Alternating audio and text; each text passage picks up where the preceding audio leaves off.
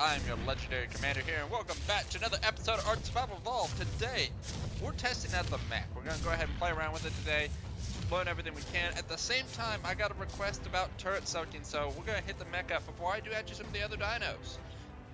Pretty much unfortunate right off the bat, as you can see here. I can wave. It doesn't emote. It's a little sad. It would be so cool if this thing emoted. Ark devs, make this thing emote. So first off, these things do not level. When you get them, whatever level they are, that's what they're at. My level 225 has 50,000 health and 5,000 weight.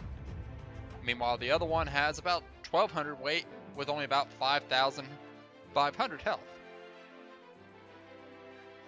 Its base melee, like anything else, starts off at 125 when tamed, which means it's a little higher than whatever the actual base would be if it was wild. Not that these things can be made wild. The mech has two different options to fight with. One is the sword, which can destroy anything from metal, wood, thatch, tech, it doesn't matter, it can destroy it. And as well as it destroys terrain.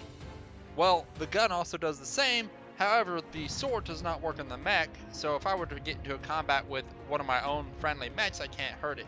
But I can go ahead and hurt it with my gun if I shoot it with the gun.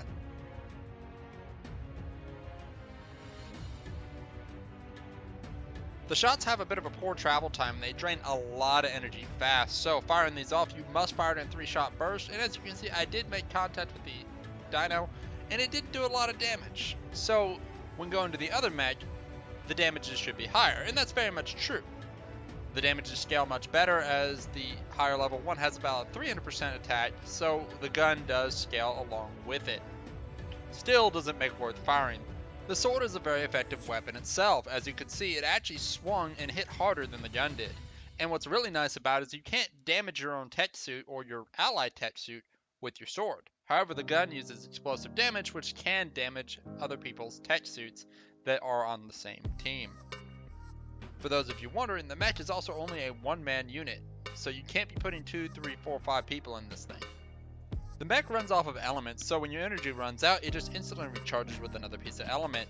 However, if your mech runs out of energy, you will no longer be able to fire or fly. When you are flying, the mech builds up heat, and after it hits about 60 to 80%, you start descending. You can't maintain your height anymore. As you can see, the lights glow to kind of signify this as well, and that's when the mech can no longer fly, and you're stuck on the ground until it cools off. If you do overheat in flight, don't worry at all because the mech takes no fall damage. As well, the boosters actually slow its descent down, so even though you've overheated, the boosters are still kind of minorly working. Even if you are overheated, you still can jump. In a size comparison, you'll find that the mech is 10 walls high. And actually you find you tower over most things. Rexes and even mountains, it doesn't feel like they're very tall. They feel like more like hills than they are mountains. The mech is not immune to spikes. Despite it being made of a metal, it can actually injure itself by hitting spikes. Turret fire and plant decks as well, they do full damage. There's no saddle to protect it, so you're taking absolute full damage when you get hit. Plant decks does slow the mech down, but you can jet your way out of it as the jets aren't affected by it. This works well for making quick escapes.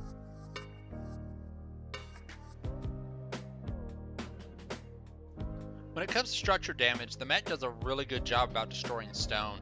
All you gotta do is go up to it with the sword and whack at it. The weapon, on the other hand, the gun, has a bit of an oddity with its range. If you're too far away, the weapon doesn't seem to register its hits, unlike even a tech rifle, which will register its hits when it impacts. The blasts are fairly large though, and so when you do get hits that do confirm, it damages more than just one structure.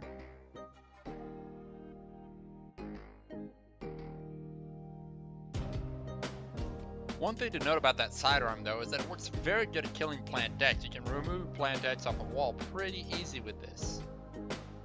Moving on to some of the other equipment, the first piece of equipment is the rocket pod pack. It requires rocket pod ammo in order to fire it. And when it fires, it's kind of a crazy spiraling shot, kind of like what you'd see in a movie. All the shots sprawl out in a bunch of different directions, and somehow they manage to, in this case, not hit their target really. When they do hit, they don't scale any, so you're going to see the same damage from a level 5 mech as you would a level 2 mech or a level 200 mech. They're all going to hit with the same amount of damage. That said, the rockets are very explosive and will do damage to your own mech, so be careful when firing in close range with it, as you could possibly destroy your own mech or do a lot of damage. The player inside the mech is absolutely immune though, so you won't actually kill yourself, you'll just damage the mech. The mech also has an artillery piece. This is allowed to be used at a much further range, and it registers damage way further away. However, it is slow to fire, and it does have a limited gun depression and gun elevation. Also, it turns very slowly, and if someone is trying to outpace you and come around from behind, they'll definitely outpace that gun in its turn. When it does hit, I saw varying results. Again, it does not scale, but I did see 1500, 3000, and as much as 4500. All those damages from the same mech. The 4500, a direct shot on a pterodon, while one was on a bear and the other was on a parasaur. The last equipment add-on is the tech shield. It has a little tech bubble that it can create on its own. As long as it doesn't leave the bubble, it can protect everything around it. Turrets can't fire on it, and everything inside is immune to it. Like, the turrets will not even shoot at you. It's just like having your own tech shield. It does drain a lot of energy, but for the bang for your buck from the element it uses, it's not bad, honestly. It can be very useful. The mech does have a self-repair. It's an enable auto repair. When you enable auto repair, you must have element in the system for it to work, and it's going to eat a good amount of it to repair. I saw the mech actually healing at about 2,000 health per unit, but that was with the heavy duty mech at 50,000. The level it heals may be scaled according to its health. One real big drawback though for the mech and its enable auto repair is that unfortunately it does not allow you to be in the mech when it happens. If you get in the mech, the auto repair ceases to happen, and until you get out, it doesn't work, and even then there's a 10-second delay before it can actually auto repair. If a guy does come at you with a rocket launcher though, do be very careful. The mech takes 2 points of damage for some reason. One, a base 250 from the impact, and then a lot of times a 1500 that appears. So if your mech is a low level mech and doesn't have much health, you could be in some serious trouble. One final caveat is the mech has the ability to combine with other mechs during the end boss fight. The only time you can get the mega mech is by having 3 additional mechs plus your mech, having a total of 4 mechs. They don't have to be ridden by anybody else, but before the boss battle you can combine those mechs to make one super mech to fight the mega boss at the end. Well guys, that is all I got for this one. I hope you all enjoyed it. I know I did. I very much enjoyed playing with the mech. If there's anything you know about this mech that I did not cover, definitely drop it in the comments down there. We all like to know this kind of information, so let's share it all right here in a centralized location.